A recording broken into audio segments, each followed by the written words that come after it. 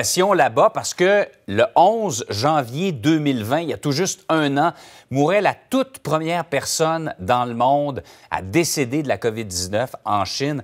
Regardez la situation depuis ce temps-là. Quand on voit la répartition des cas à travers la planète, vous allez voir que ça a changé d'un cas localisé à Wuhan en Chine. C'est devenu un phénomène planétaire. Regardez ça et vous voyez que les États-Unis en ont plein les bras. Et si on regarde le nombre de cas à travers la planète de ce premier mort du 11 janvier 2020, on a 1,9 million de morts depuis ce temps-là. Et on le sait, la pandémie n'est toujours pas terminée. Un an plus tard, comment ça se passe en Chine? On va en parler avec Carl Brault, PDG de Simon, une PME qu'il a fondée là-bas. Bonjour. Oui, bonjour. D'abord, est-ce qu'on fait état de ce triste premier anniversaire? Parce que la façon dont tout ça est né il y a un an est encore obscure au moment où on se parle. On n'en fait pas beaucoup cas. En fait, je dirais spécifiquement l'anniversaire du premier cas, du premier décès de COVID. En Chine, moi, j'ai pas vu du tout de couverture dans les médias ici.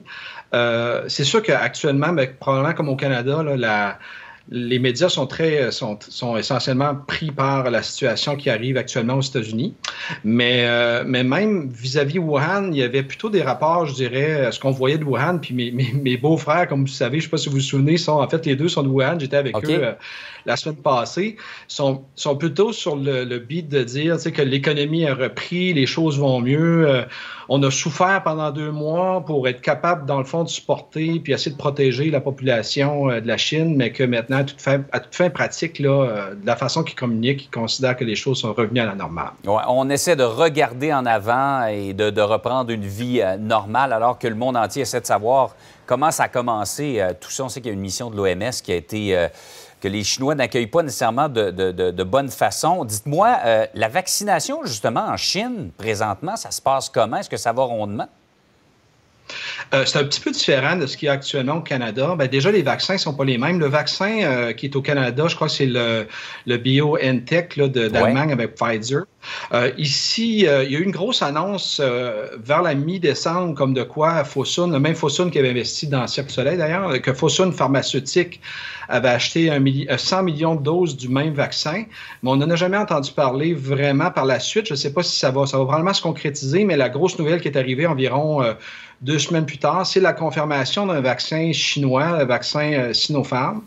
Ce vaccin-là, dans le fond, il y a des avantages et des inconvénients. Il est un peu différent. Je pense que sur la base technique, c'est très semblable de ce que j'ai pu lire, mais le désavantage principal, c'est le fait qu'au lieu d'avoir une efficacité de 95 % comme le Pfizer, il y a seulement une efficacité de 79 ou à peu près 80 %.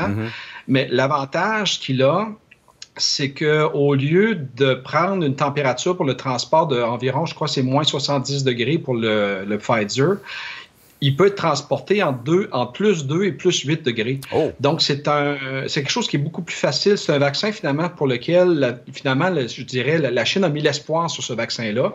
Au moment où on se parle, il y a environ, je crois, c'est 9 millions de personnes qui ont été vaccinées. La campagne de vaccination a suivi probablement la même séquence que ce qu'il y a au Canada. Là. On commence par les gens qui sont impliqués au niveau des soins médicaux.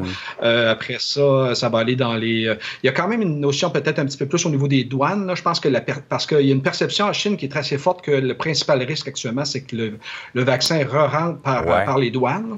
Donc, les gens qui travaillent aux douanes, dans les aéroports, sont en fait considérés des cas prioritaires ici, qui ont été vaccinés.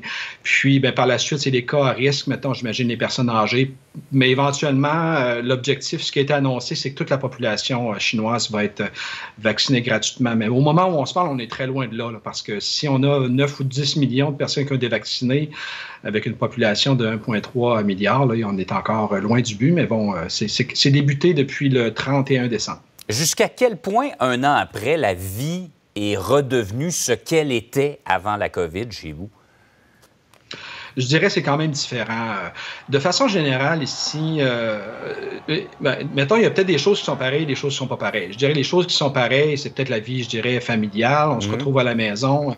Tout ce qui est à faire en Chine, mettons, de Chine vers la Chine, là, ce qu'ils appellent le cycle interne économique en Chine, les choses sont essentiellement relevées à la normale. Par contre, dans la vie de tous les jours, c'est très différent.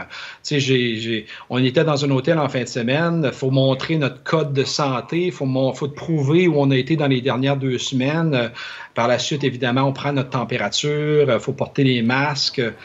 Je dirais peut-être l'un des principaux changements, puis je pense que vous le vivez aussi un peu au Canada, c'est le fait qu'à tout moment, bon, il y a des cas qui apparaissent. Comme là, il y a des cas qui sont apparus à Shijiazhuang, près de Beijing. C'est l'endroit où vont avoir lieu les Jeux olympiques en 2022 d'hiver. Il y a eu vraiment une grosse éclosion. Là. Je crois qu'ils ont plusieurs centaines de cas.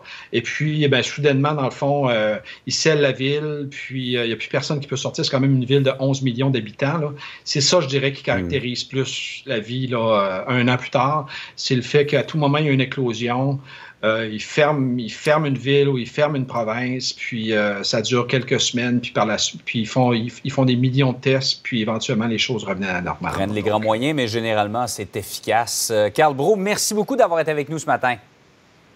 Fait vraiment plaisir. Bonne journée. Au revoir.